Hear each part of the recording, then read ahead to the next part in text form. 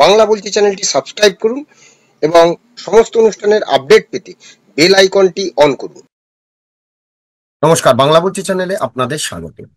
কতটা প্রস্তুত বঙ্গ বিজেপি আগামী 26-এর যে বিধানসভা নির্বাচন, সেই 26-এ বিধানসভা নির্বাচনের জন্য কতটা প্রস্তুত এ রাজ্যের বিজেপি, যেখানে তৃণমূল কংগ্রেস ইতিমধ্যে গতকালই অর্থাৎ শনিবার প্রায় 4,000 কর্মীদের সঙ্গে ভার্চুয়াল বৈঠক করলেন তৃণমূলের সর্বভারতীয় সাধারণ সম্পাদক অভিষেক বন্দ্যোপাধ্যায়। সঙ্গে ছিলেন সুব্রত বক্সী।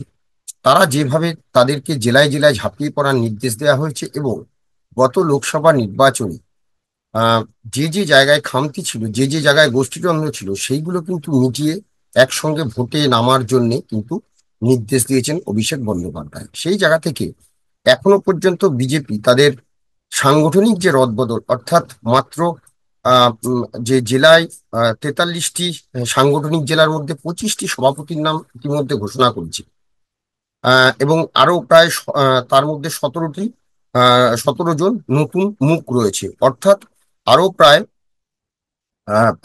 43টির মধ্যে মাত্র 25টি, অর্থাৎ আরো 18জন জেলা সভাপতি কিন্তু বাদ রয়েছে, তাদের নাম এখনো ঘোষিত হয়নি। তো এখন প্রশ্ন হলো যে এই যে 25জন জেলা সভাপতি, এই 25জন জেলা সভাপতি এরপরে নতুন রাজ্য সভাপতির নাম ঘোষিত হবে, তারপরে বাকি যে 18জন আছে, 18জন জেলা সভাপতি তাদের নেওয়া হবে।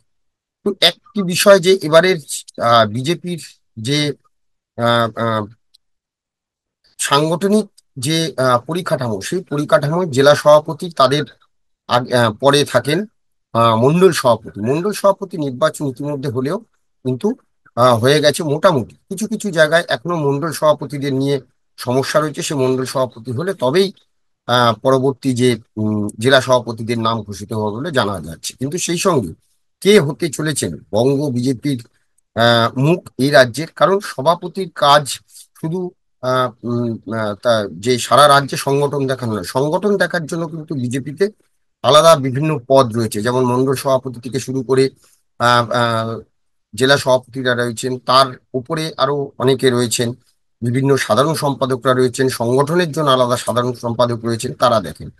কিন্তু সভাপতি অর্থাৎ আহ, আহ, যে রাজ্যের যিনি সভাপতি হন, তিনি কিন্তু একটা মুখ, তার নেতৃত্বে পরিচালিত হয় পুরো বিজেপির যে ভোটের যে পরিকাঠামো বা ভোট পরিচালন পদ্ধতি পুরোটাই।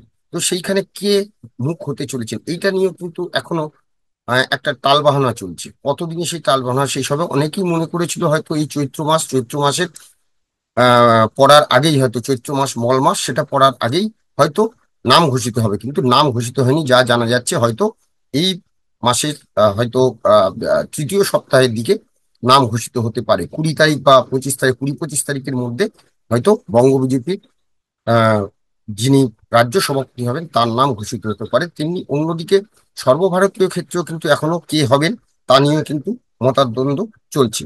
এখন যদি আমরা এই 43টি সাংগঠনিক জেলার মধ্যে 25টি সভাপতিদের যে নাম ঘোষণা হয়েছে, সেটা যদি একটু আলোচনা করি, তাহলে দেখব যে এদের মধ্যে আহ পুনর্বহাল হয়েছেন, মানে পুরনো পদে রাখা হয়েছে 8জনকে, 8জনকে রাখা হয়েছে।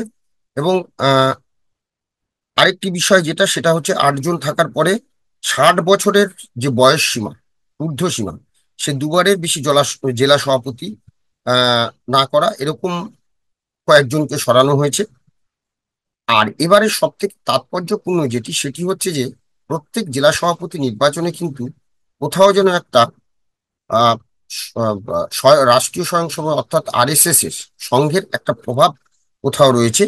এবং আহ, যেটা দেখা গেছিল 2019-এর সময় কিন্তু সংঘ যেভাবে কাজ করেছিল, 2024-এর লোকসভা নির্বাচনে কিন্তু তারা সেভাবে সক্রিয় হয়নি। এবার কিন্তু 2026-এর নির্বাচনে সংঘ কিন্তু বেশ সক্রিয় হবে।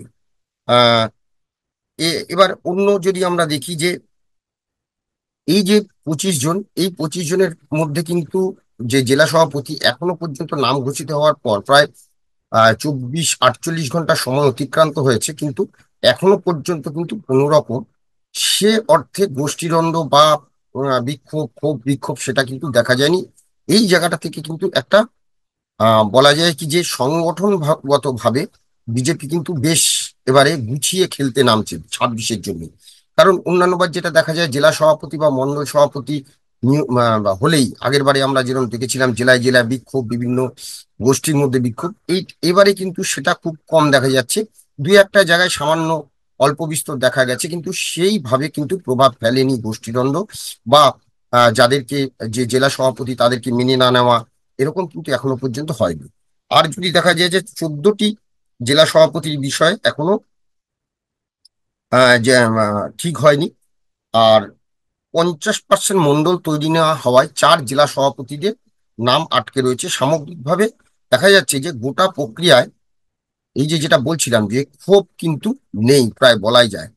শুধুমাত্র জলপাইগুড়ি আর বসিরহাট এই দুটো জেলাতে, সাংগঠনিক জেলা, এই সাংগঠনিক জেলাতে কিন্তু একটুখানি ক্ষোভ দেখা গেছে।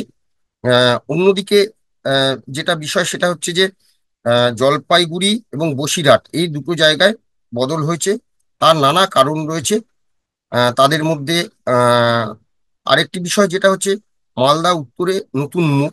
এখানে দুবারের বেশি জেলা সভাপতি কেউ হতে পারেন না, যেগুলো আমরা দিলীপ ঘোষের ক্ষেত্রেও দেখেছিলাম। হ্যাঁ, তারপরে তাকে সরিয়ে সুকান্ত মজুমদারকে করা হয়েছিল, তেমনি অর্থাৎ রাজ্য সভাপতি, তেমনি জেলা সভাপতির ক্ষেত্রেও তাই দুবারের বেশি করা যায় না।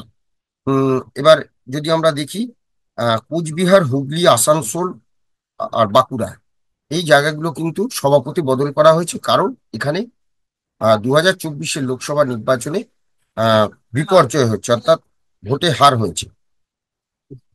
এবার লোকসভা ভোটে আর যেটা দেখা যাচ্ছে যে উত্তর দক্ষিণের মতো কিছু কিছু জায়গায়, কলকাতা উত্তর এবং দক্ষিণে কিন্তু আহ যারা ছিল তাদেরকেই রাখা হয়েছে।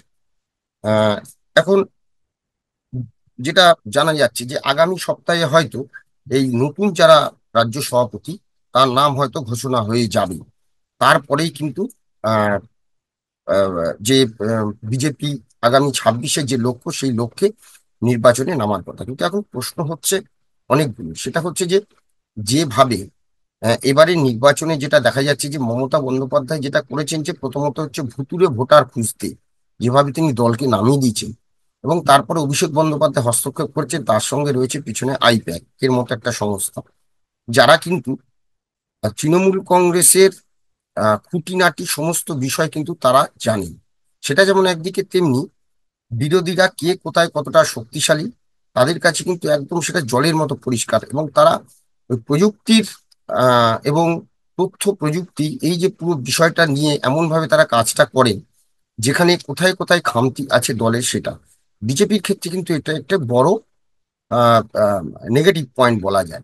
কারণ এখনো পর্যন্ত যা অবস্থা, তাতে কিন্তু যেমন আমরা যদি দেখি, যেটা বলছিলাম, কোচবিহার, বাঁকুড়া, আরামবাগ, আহ, তারপরে এই যে আসানসোল, কোচবিহার, হুগলি, বাঁকুড়ায় এই যে এই জায়গাগুলো কিন্তু লোকসভা ভোটে বিপর্যয় হচ্ছে। সেই জায়গাগুলোকে ফিরিয়ে আনতে হবে, সেটা যেমন একদিকে, তেমনি অন্যদিকে সংগঠনের তো একটা ব্যর্থতা আছে।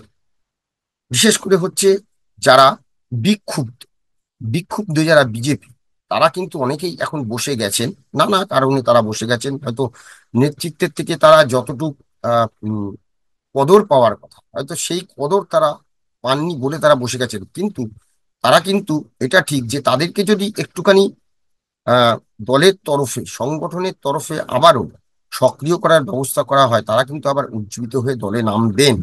কিন্তু কারণ এরকম জেলায় জেলায় অনেক মানুষ রয়েছেন, অনেক বিজেপির সমর্থক রয়েছেন বা সংগঠনের মানুষ রয়েছেন, যারা কিন্তু দলের জন্য বসে গেছেন, কিন্তু দল ছেড়ে তারা যাননি। অন্যান্য অনেক জায়গায় দেখা গেছে যে আহ, দলে না থেকে অন্য দলে চলে গেছে, কিন্তু এখানে কিন্তু বিজেপির বহু আহ, সমর্থক বলা যায় বা কার্যকর্তা বলা যায় যারা, তারা কিন্তু এখনো দল ছেড়ে যাননি। তারা কিন্তু এখনো যদি দলে তাদের একটু কদর দেওয়া যায়, তাদের যদি একটু বুঝিয়ে নামানো যায়, তাহলে কিন্তু এটা বিজেপির লাভই হবে। এখন দেখা যায় নতুন রাজ্য সভাপতি এসে এবং সংগঠনের তরফ থেকে কতটা যারা এখন আহ, বেশ পুরনো, প্রথম থেকে বিজেপি করছেন, দীর্ঘদিন ধরে বিজেপি ঝান্ডা বয়েছেন, কিন্তু তারা অনেকেই আহ দলের প্রতি একটু ক্ষোভ রয়েছে, ক্ষোভে তারা হয়তো চুপ করে গেছেন।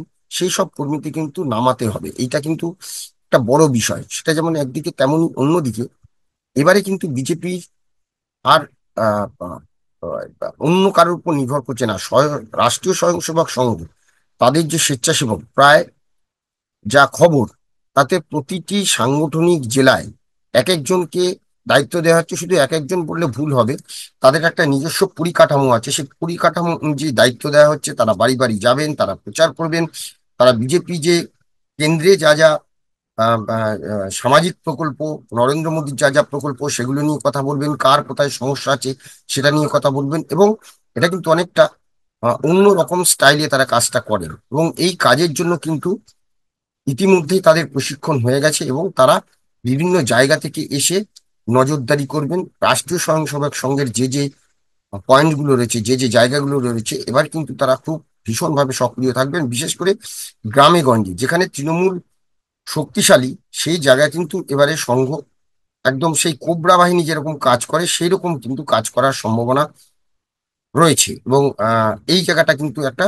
বড় বিষয়। আহ, এখনো প্রায় 14 জন মতন, 18 জন মতন যে জেলা সভাপতি, তাদের নাম ঘোষণা বাকি আছে। সেটা যেমন একদিকে, তেমনি অন্যদিকে রাজ্য সভাপতি কে হন সেদিকে এখন নজর থাকবে। এখন তিনটি বিষয়। একটি হচ্ছে যে রাজ্য সভাপতি এখন তিনটি সুতোর উপর রয়েছে। একটা হচ্ছে শুভেন্দু অধিকারী। শুভেন্দু অধিকারী ঘনিষ্ঠ, অনেকেই বলছেন অগ্নিমিত্রা পাল অর্থাৎ মহিলা মুখ, তাকেই হয়তো করবে। আরেক গোষ্ঠী রয়েছেন যে যারা দিলীপ ঘোষ, সেই গোষ্ঠীর অনেকেই দাদা ইজ কাম ব্যাক বলে তারাও আশায় রয়েছেন যে হয়তো দিলীপ ঘোষকে আবার করা হবে। আরেকটি গোষ্ঠী, বিশেষ করে সুকান্ত মজুমদার, যিনি এখন বর্তমান রাজ্য সভাপতি, সেই রাজ্য সভাপতিও কিন্তু আশায় রয়েছেন যে তাকেই হয়তো রেখে দিয়ে তার সঙ্গে কাউকে যুক্তি পারে, তারই এক ঘনিষ্ঠ বিধায়ক, সাংসদ, তাকে হয়তো পদে আনা হতে পারে। কিন্তু যতদূর রাজনৈতিক বিশ্লেষকরা যা মনে করছেন, বা যারা আমরা প্রতিদিন এই নিয়ে চর্চা করি, রাজনীতির চর্চা করি, আমাদের মনে হয়েছে যে শুভেন্দু অধিকারী কিন্তু এই বাংলায় এখন অন্যতম একটা মুখ।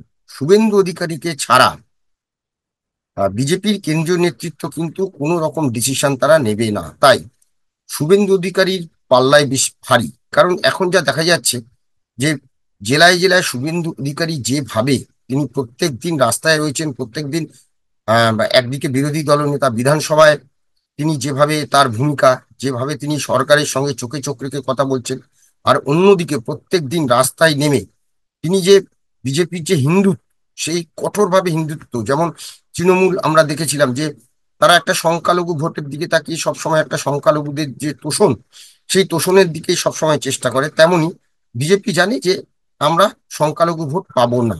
তাই এবার কিন্তু এই 70%-এই দিকেই তারা নজর দিচ্ছে। এই 70% থেকে যতটা সম্ভব ভোট তারা নিজেদের বাক্সে তুলতে চাইছে, এবং তার জন্য তারা কিন্তু এবারে কিন্তু বেশ গুছিয়ে মাঠে নামছে। এখন দেখার যে নতুন রাজ্য সভাপতি কি হয়, তার উপরেও কিন্তু অনেক কিছু নির্ভর করবে, এবং তারপরে আবার কোথাও কোথাও ক্ষোভ দানা বাঁধে কিনা রাজ্য সভাপতি নিয়ে, সেদিকেও আমাদের নজর থাকবে। আপাতত আমাদের আলোচনা এখানে শেষ। সবাই ভালো থাকবেন। নমস্কার।